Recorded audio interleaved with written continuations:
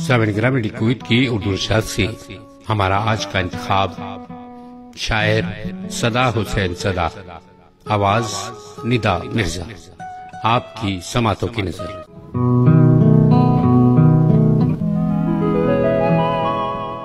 वक्ते रुखसत उसने पूछा था, उल्फत थी अपनी या धोखा था। आंखें नम थी, लहजे झूठे थे, पल भर में सब सपने टूटे थे।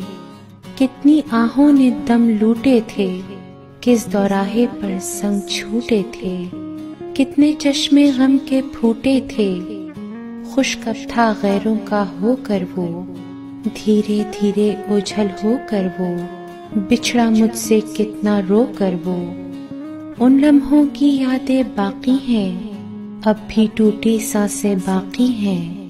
कुछ ऐसे ही हम तुम बिछड़े थे, वक्ते रुखसत उसने पूछा था। उल्फत थी अपनी या धोखा था।